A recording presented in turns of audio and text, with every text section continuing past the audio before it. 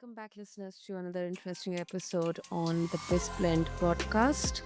I'm your host, Sana, as always, and this is the space where we decode the mindset, methods, and meaning behind modern business and leadership.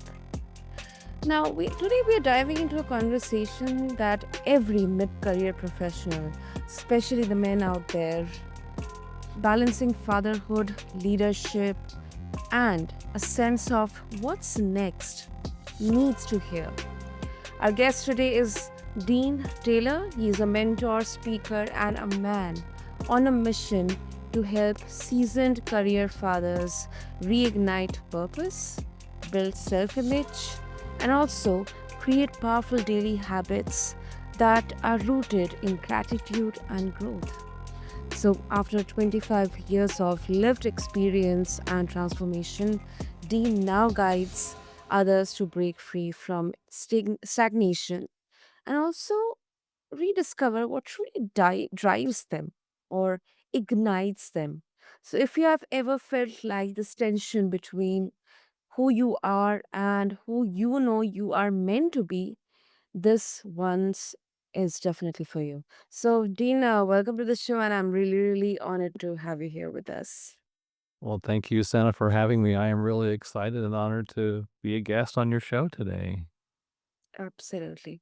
So, Dean, before we talk about the topic, um, would you like to share a bit about your journey? I mean, before getting into coaching and helping others, what exactly motivated you? Yes, thank you. I started my career off working as a nurse in the newborn intensive care unit. I did that for about 7 years, and I always knew I wanted to have a master's degree, Mhm. but I wasn't sure what I was going to do. And I came across a program that introduced me to combining healthcare, my nursing background in healthcare with information technology. And so I made a transition into healthcare IT administration. And I did that, and I've done that since then. So about 18 years in that Yeah. field. Well, that is really phenomenal. Oh, really great. Thank you. Thank you, Jean. Okay. So now let's talk about our topic. So you talk a lot about daily success habits. Um, so what were the very first small changes that helped you reclaim a sense of direction, and why do you think consistency is more powerful than motivation? Well, I love this question. I I began a change in myself. I read a book. I don't know if how many listeners may have heard of this book, the Miracle Morning. I've Mhm, always been a morning person. Like to get up, and I enjoy the quiet and the stillness of the morning. mhm. Uh, but I read the book, The Miracle Morning, and I thought, wow, this is a very interesting idea. I hadn't heard about a specific routine that I could follow. So I thought, well, I will give this a try. And there's specific things that are talked about in the book where it's called the Savers routine, where you practice silence and affirmations and visualization, exercise, reading, and journaling or scribing. And I began to do that. And that was after about a week and a half of just consistently changing how I spent my time in the morning. I noticed a change, a shift inside of me that I felt more confident. Uh, I felt that I had intention for my day. I felt like I was developing a purpose of why I was getting up in the morning. Yeah. And I have done that now for the last well over 2 years. I've done it every day, and I track myself. And so I've done this for this morning, before I got on the show, I finished my morning routine and day 747 in a row of doing Miracle Morning. So that was the beginning of this change in me, this shift, and as I've continued to do that, and other things, and I've added in, and continued to grow. But that was the beginning for me, was when I began changing how I woke up, literally every morning.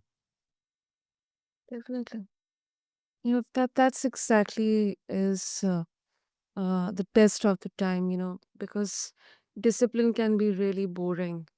Consistency can be really boring, and that's what exactly kind of derails us from getting that particular, habit achieved, or our target or our goal achieved. So this definitely, is a perfect example of the power of discipline. And I would add saying that, "Oh, I've done this thing so many times and done this for 2 years," and it almost can seem overwhelming if someone were probably listening and going, "Oh, I could never do that." I there are mornings where I do this routine and it's under 5 minutes, or it's 5 or 10 minutes of my morning. Other times, if I have more time, I take longer, but it doesn't my point is, it doesn't have to be something that is you spend your whole morning doing. It's just a little way to jumpstart your day. Yeah, you're right. And Dean, yeah, this is such an obvious question. Mindset. I mean, it's such a buzzword today. Mm.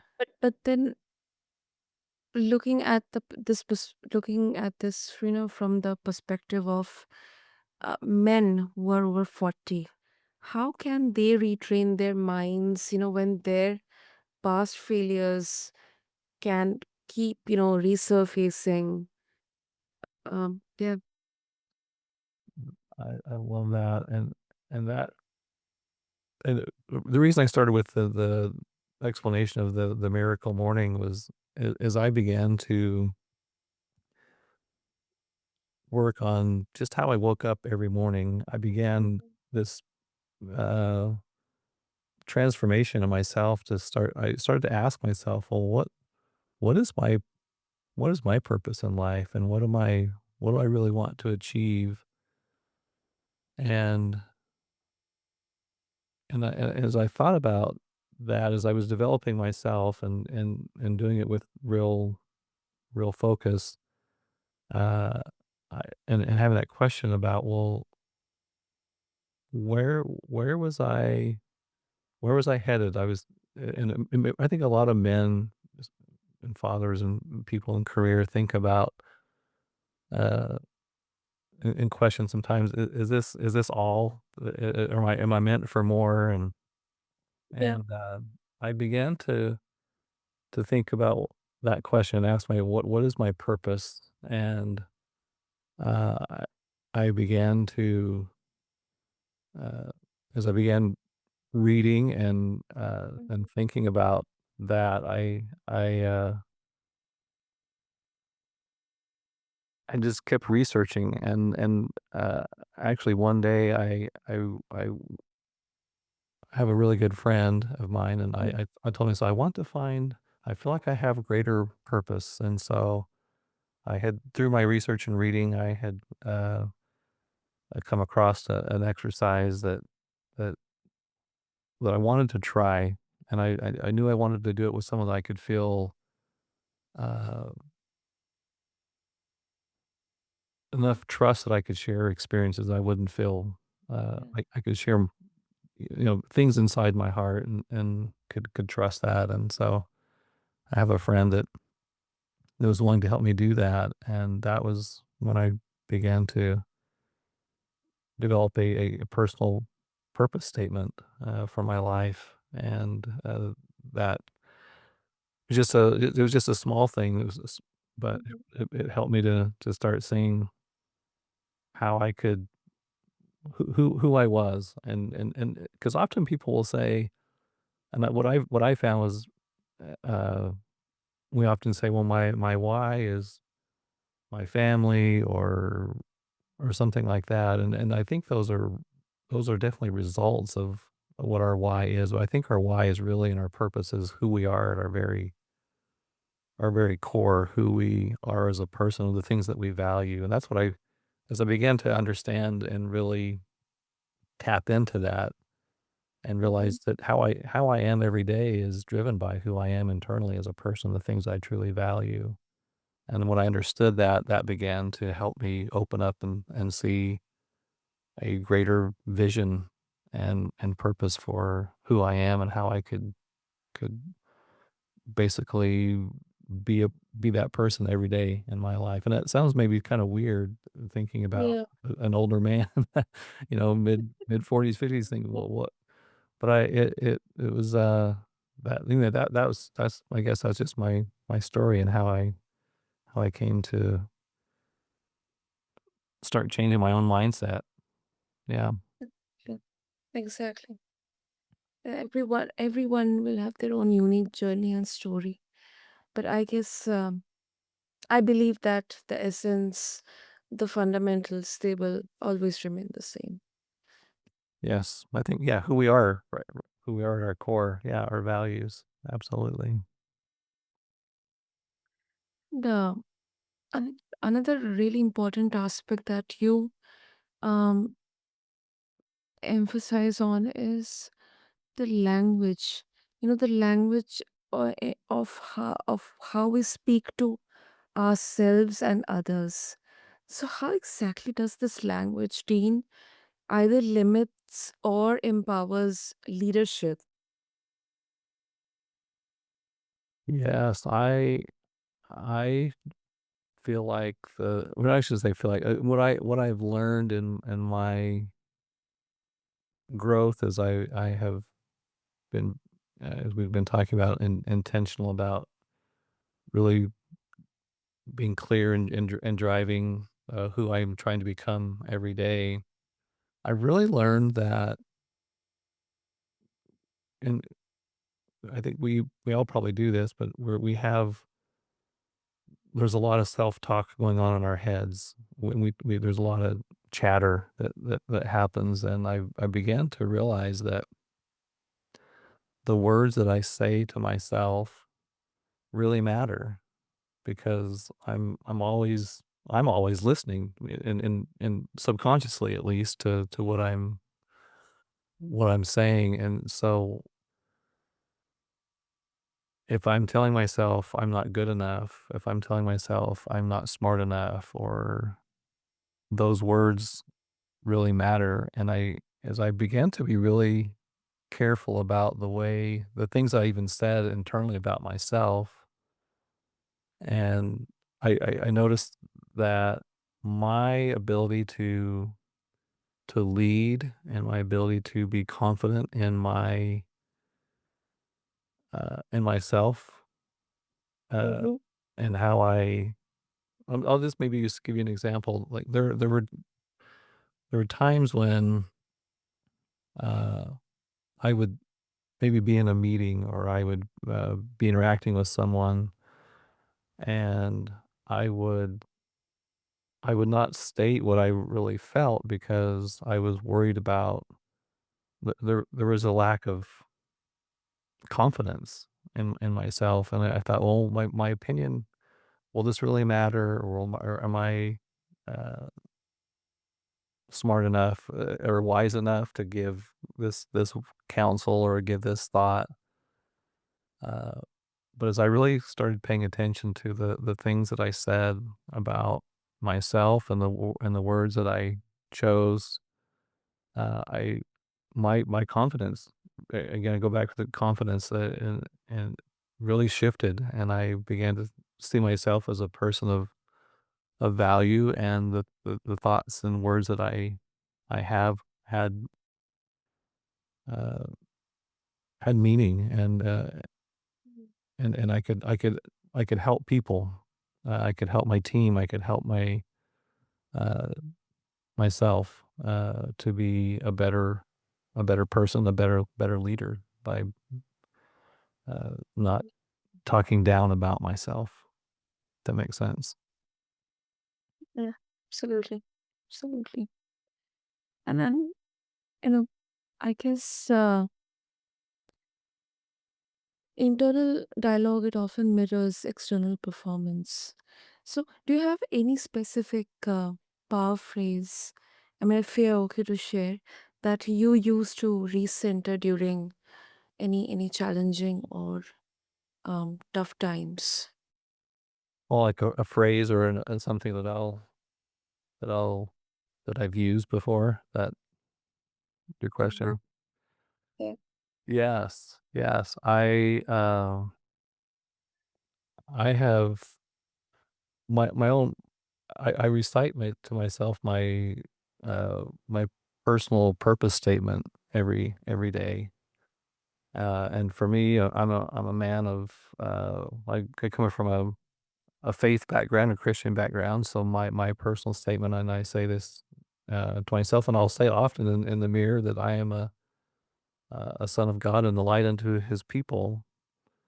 And through my passion and learning for growth, I'm Mhm. able to part hope and help to those in need. And as I share my gifts and generosity, my own life overflows with joy and abundance. So I say that to myself every Wow. day. It's like a prayer that you do. Yes. That is really beautiful. And with prayer, it reminds me that gratitude is such an important part of, whether it's personal growth or it's healing or it's just a journey, one's journey, because what you have, maybe some other person next to you may not have that. So uh, you often highlight gratitude as a game changer. So, but a- if speaking, at a practical level, Hmm. when life feels like it's falling apart, that's not the first instinct. We always curse it, that it's why is happening to me? It keeps on happening with me only. God is really, really not happy with me. So, how do you help someone access gratitude in the face of real adversity? Mm. Yeah, I love this question. Thank you for asking this, because I, uh, for me, when the- I would say this, if yeah, boy, this is such a good question. Because when you're facing real adversity, like you said, it is the last thing you're thinking of is about gratitude, gratitude for what you're going through. But here's something that I would say. And this is what I have uh, developed a practice and a habit of doing. And again, this is stuff that I have uh, learned over time. But I have learned that there are three three levels, three parts of being grateful and gratitude. And the first uh, is thankfulness. And when I say thankfulness, and I think when we first think about gratitude, we think of, and that's what we think about, is just being thankful, which is great. I think that's the first step. And so I have a practice of writing down just three things that I'm thankful for every day, and regardless of my circumstance, and what I may be feeling, it can be even as simple as uh, I've written down, I'm thankful that I have feet that allow me to go on a walk today. Because one of the things that I've done when I feel I'm struggling or there's something really adverse going on is I like to walk. I like to go on a walk, and it helps me to think and to sort through my feelings. And so just even being thankful, and I'll just share this, and this is really what I've written down, and I in my journal I wrote, I'm thankful that I have shoes. I'm thankful that I have feet that work, and I'm thankful that I have this uh, there's a path in our neighborhood. I have a path that I can go walk on every day, and just starting with something even that basic uh, is uh, help is and something that I would tell someone, uh, Mm-hmm. just just writing down thoughts of thankfulness, and then uh, but even going a little bit deeper than that is what why am I thankful for those things? What do I feel about those things, and why am I thankful for them? Because when we take the things that we're thinking in our mind about what we were thankful for, and we turn those into feelings of real appreciation and get them into our heart, then we begin to feel the emotion and the gratitude for them. Yeah. And then the last thing I would say is I have I have found that as I try to do one thing every day to give more than is expected of me. If I can do one simple thing, and it can be really simple. Mhm. Another example is just even smiling at someone when they may not Yeah, expect you to smile, or to say hello to them. exactly. And so doing those three things doing those three things every day has helped me to first is get the thoughts of thankfulness into my mind, and then why am I thankful for them? So that creates the feeling of appreciation, and then trying to do one thing I can do in a simple way that would be giving more than what someone might expect from me that day. Mm. No, very simple. Yet we, I guess most of us, we kind of, um, unintentionally forget to do this because um, yes, we are thankful for so many things, but before getting into all these conversations, I never used to write down what I am thankful for, or even think about that I'm really thankful for the opportunities given to me, or the people I'm working with, or my family, or just having a roof over my head and having proper meals for the day to keep myself healthy. Why am I thankful for them? And I guess the most important, just saying someone, just smiling at someone. Let's say you are just going for grocery shopping and just, saying thank you to the person at the counter. Guess these small things, they do matter. Yeah, Uh, sorry. Yeah, I didn't mean to interrupt you. No, no, no, please go ahead, Dean. Please go ahead. I was just thinking when you said that, I was reminded of a story. And this is just another, again, a simple story. As I was in a shopping line one day, and there was a lady in front of me with a small child, and they were Mm. people don't often pay for things in cash anymore, Yeah. but she was trying to help her. I assumed it was a grandchild pay for something, and they were using coins and cash, and she seemed to be a bit nervous about that. It seemed to be taking taking longer, because usually people just swipe their card and they're on their way. And uh, she kept looking back at me nervously, as if she thought I was going to be really annoyed about the time it was taking to count the money. And I smiled at her, and I just let her know that I was thought that that was such a sweet thing she was doing, helping her that this child learn how to pay. And I could just see the tension sort of just melt away on her face. And I thought it was just a simple, another, again, a simple example of how uh, being kind and showing and doing something that someone may not expect, and being kind of generous can help other people on their daily way, and hopefully creates a ripple effect, and But someone else's day for her day as well. yeah, yeah, absolutely. And I mean, this happens with every one of us. I mean, for example, when I was just learning to use the ATMs for the first time, I would always be so tensed that okay, I shouldn't take much time because there are people, uh, in the line, and I used to like in a state of confusion that okay, I'm just looking at using the ATM and then I'm looking backwards and seeing the people getting annoyed.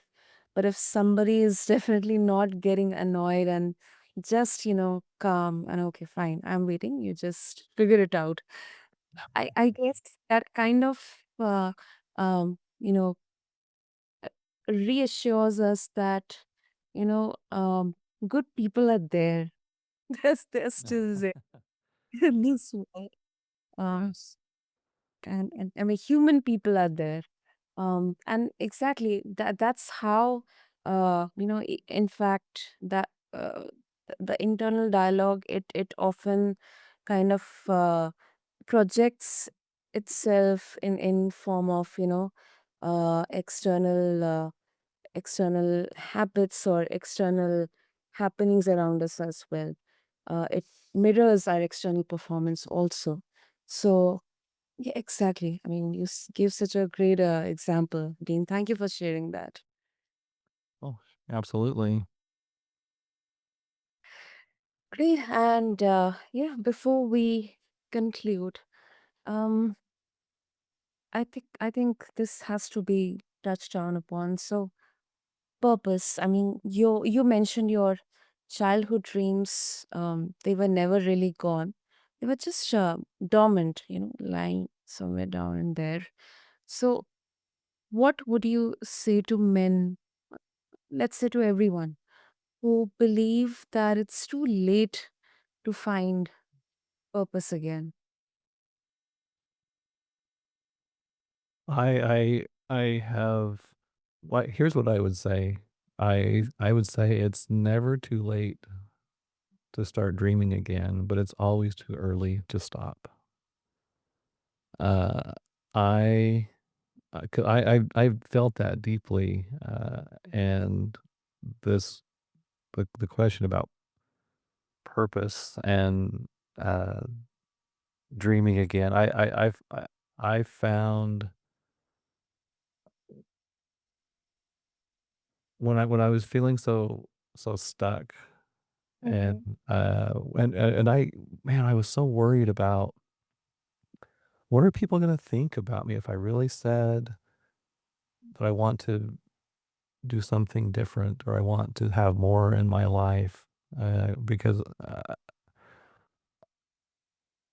eh, and I feel like I think a lot of people feel that way, especially as they get older in life. They think that there is this pattern of well, well, I guess I would say this is what I was telling myself was why can't I just be content with where I'm at? Why can't I just be content with the life I've lived so far and as I get closer to retirement years in my life, just be happy.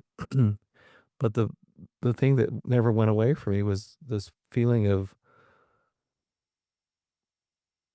being unfulfilled, and so I would say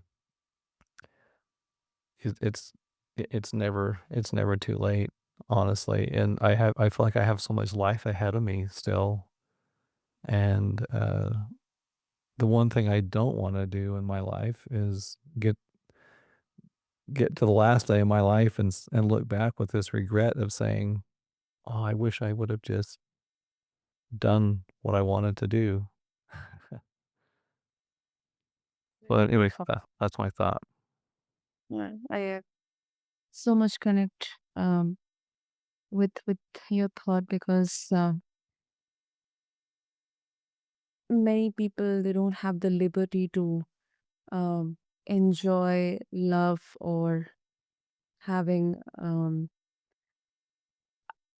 a family or having those soulful moments in their lives. Although they may have the whole world's wealth and all those external achievements. Yeah, it's good. It's good to Money is important, but exactly as you said, when on our last day, if we recount, I believe we wouldn't say that, oh, I earned this much money, so I'm happy. This Right. was the purpose. They won't recollect that. They'll just try to recollect the happy moments they have had, or those loving moments they had with their family members or their loved ones, or those moments when they were the happiest and the most contented. Absolutely. Yeah, I love what you just said that it's more than financial success. It could be relationships, it could be your own health, it could be your spirituality in any area of your life where you feel like you've held back and not l- stepped into your full purpose and potential. Beautiful, Dean. So, if our listeners would like to connect with you, what will be the best way to do that? Thank you. Yes, the easiest way to do that would be my website, deantaylorofficial.com would be a great way to connect. I would love to connect with anyone who uh, listens and would love to connect more. That would be a real honor and a privilege. Wonderful. I'll make sure to have all the details in the show notes. And Dean, this has been such a thoughtful conversation, thoughtful and profound, because you reminded us that purpose doesn't have to retire, and it is never too late to rewrite our story with intention, clarity, and of course, gratitude. So, thank you so much. Thank you. I appreciate it today and just really grateful that you would have me on your show. Thank you. Thank you. Thank you, Dean. And to all the listeners, thank you so much to all of you for being a part of the BizBlend podcast. And if something in today's conversation stirred within you, don't ignore it. Maybe, maybe your vision didn't disappear. It just needs a little oxygen and action. Until then, follow us, share this episode with your loved ones, and until next time, stay tuned to BizBlend. This is your host, Sana, signing off. Thank you.